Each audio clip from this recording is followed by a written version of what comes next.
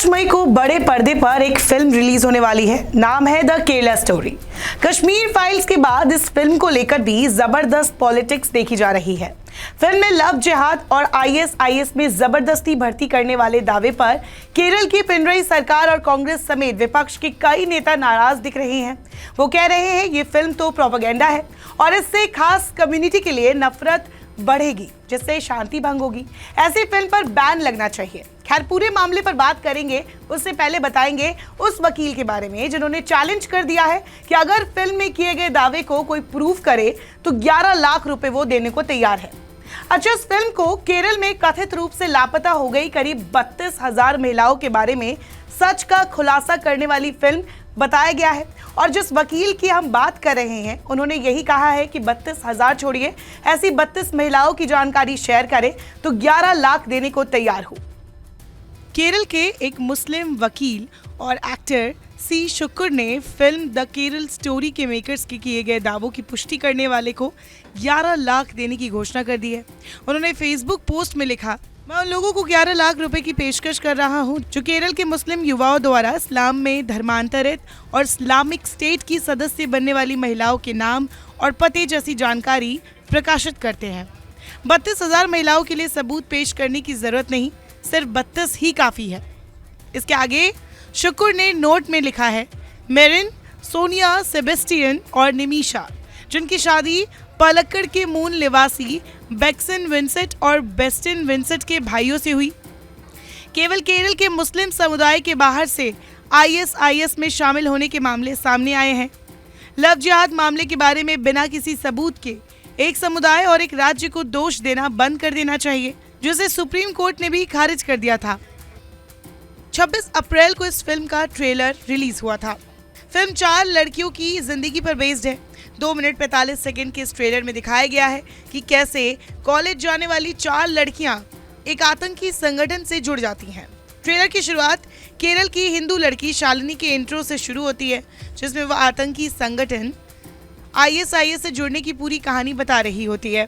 Trailer में दिखाया गया है कि कैसे एक गिरोह केरल की लड़कियों का ब्रेन वॉश करके धर्म परिवर्तन कराता है और फिर आतंकी संगठन आईएसआईएस का हिस्सा बना देता है। इस ट्रेलर के सामने आते ही केरल ही नहीं बल्कि देश में सियासत गर्मा गई। केरल के मुख्यमंत्री पिनरई विजयन से लेकर शशि थरूर तक ने सवाल खड़े किए। फिल्म में अदा शर्मा एक्टिंग करते नजर आ रही हैं, तो इसे सुदीप्तो सेन ने लिखा और डायरेक्ट किया है। द केरला स्टोरी को लेकर दावा किया गया है कि ये केरल की उन 32,000 लापता लड़कियों की कहानी है जिनका ब्रेन वॉश करके पहले उन्हें इस्लाम कबूल करने पर मजबूर किया गया और बाद में आईएसआईएस आतंकवादी बना दिया गया। इसी दावे के चलते इस वक्त राज्य ही नहीं बल्कि देश भर में राजनीति तेज हो गई है। जहां केरल की पिनरई सरकार और विपक्ष के तमाम नेता इसे प्रोपेगेंडा बता रहे हैं, वह बीजेपी इसका समर्थन कर रही है। केरल के मुख्यमंत्री पिनरई विजयन ने बीते दिनों द केरल स्टोरी के मेकर्स पर निशाना साधते हुए दावा किया था। वे लव जिहाद के मुद्दे को उठाकर राज्य को धार्मिक कट्टरपंथ के केंद्र के रूप में पेश करने के संघ परिवार के दुष्प्रचार को बढ़ावा दे रहे हैं। उन्होंने कहा कि लव जिहाद की अवधारणा को अदालतों, जांच एजेंसियों और गृह मंत्रालय की ओर से खारिज किया जा चुका है। अब अगर थोड़े फैक्ट्स की बात करें तो साल 2009 जब केरल और कर्नाटक हाईकोर्ट में 2 मामले पहुंचे, जिसके बाद लव जिहाद चर्चा में आया। दोनों मामलों में लड़की के पिता ने आरोप लगाया था कि उनकी बेटी का अपहरण करके मुस्लिम लड़कों के साथ शादी करने को मजबूर किया गया। कर्नाटक वाले मामले में तो लड़की ने कोर्ट में आकर कहा था कि उसने मर्जी से अपना धर्म बदला और शादी की। इसके बाद कोर्ट ने लव जिहाद आंदोलन की जांच के लिए कर्नाटक के डीजीपी के नेतृत्व में एसआईटी बनाई थी, जिसके रिजल्ट में कोई खास सबूत नहीं आए। दोनों मामलों में कहा गया लव जिहाद के आरोप निराधार है। कर्नाटक में गठित एसआईटी की रिपोर्ट में कहा गया कि 24 टीमों को कर्नाटक के सभी जिलों में भेजा गया, लेकिन लव जिहाद का कोई सबूत नहीं मिला। कर्नाटक हाईकोर्ट ने आदेश दिया कि सिल्जा अपने पति के साथ रह सकती है और जहां चाहे वहां जा सकती है। इसके बाद आगे के सालों में सुप्रीम कोर्ट ने, गृह मंत्रालय ने भी साफ किया कि आरोप भले ही हो, 1 या 2 मामले ऐसे हैं जिसमें धर्म परिवर्तन के बाद लड़कियों को आईएसआईएस में धकेल दिया गया, लेकिन इसके कोई सबूत नहीं मिले कि राज्य में या देश में लव जिहाद का आंदोलन चलाया जा रहा है। यही वजह है कि केरल सरकार और विपक्षी नेताओं ने राज्य में फिल्म पर बैन लगाने की मांग की है। हालांकि सुप्रीम कोर्ट ने इसे खारिज कर दिया है। केरल में मुस्लिम यूथ लीग ने तो बाकायदा घोषणा की है कि जो भी ये साबित कर देगा कि केरल में 32,000 मलयाली महिलाओं को ISIS में भर्ती किया गया, उसे वो 1 करोड़ रुपए का इनाम देंगे। दूसरी ओर फिल्म के मेकर्स का कहना है कि फिल्म राज्य की एक ऐसी समस्या पर है जिस पर बात की जानी चाहिए। हमने इसके लिए रिसर्च की है और इसके आधार पर हम फिल्म में 4 ऐसी ही लड़कियों की कहानी दिखा रहे हैं।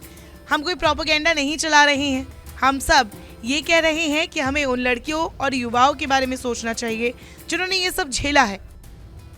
फिल्म के डायरेक्टर सुदीप्तो सेन ने भी फिल्म को प्रोपेगेंडा बताए जाने का विरोध किया। वो कहते हैं ये आरोप बहुत ही गलत है। अगर हम आपके मन की बात नहीं कर रहे हैं तो इसका मतलब ये बिल्कुल नहीं कि हम कोई प्रोपेगेंडा फैला रहे हैं। इस मामले पर कांग्रेस नेता शशि थरूर ने भी ये कहा है कि 32,000 धर्म परिवर्तन वाले दावे को प्रूव करने पर 1 करोड़ दे देंगे। द केरला स्टोरी के प्रोड्यूसर विपुल अमृतलाल शाह के मुताबिक ये आंकड़े उन्होंने साल 2010 में केरला के CM रहे ओमान चांडी के हवाले से ही लिया है, जब उन्होंने विधानसभा में एक रिपोर्ट जारी की थी जिसमें उन्होंने बताया था कि उनके कार्यकाल के अंदर हर साल लगभग 2,800 से 3,200 लड़कियां इस्लाम धर्म अपना रही हैं। इसी आंकड़े को अगर 10 साल के हिसाब से देखेंगे तो 30-32 हजार लड़कियां होंगी जिन्होंने इस्लाम धर्म अपनाया होगा। हालांकि मीडिया रिपोर्ट्स की माने तो केरल के तत्कालीन CM ओमान चांडी ने साल 2010 में नहीं बल्कि साल 2012 के जून महीने में कोर्ट में इस मसले पर बयान दिया था। जानकारी के मुताबिक इस बयान में लिखा था 25 जून को केरल के तत्कालीन मुख्यमंत्री ओमान चांडी ने विधानसभा में बताया था कि साल 2006 से राज्य में 2,667 लड़कियों ने इस्लाम धर्म अपनाया है। उस बयान में हर साल 2,667 लड़कियों के धर्म परिवर्तन की कोई बात नहीं कही गई है। ओमान ने विधानसभा में जो आंकड़ा पेश किया था वो लगभग 6.5 साल का आंकड़ा था। यानी केरल में साल 2006 से 2012 के 6.5 साल की अवधि में 2,666 लड़कियों ने इस्लाम धर्म अपना लिया था। हालांकि उन्होंने इन महिलाओं के सीरिया जाने या आतंकवादी संगठन ISIS में शामिल होने पर कुछ नहीं बोला था। बहरहाल ये फिल्म अभी रिलीज होने वाली है। ऐसे में द केरला स्टोरी के आंकड़े कितने सही है इसका प्रमाण तो जांच के बाद ही सामने आएगा। लेकिन इतना तो तय है कि इस पर अभी जमकर सियासत होने वाली है।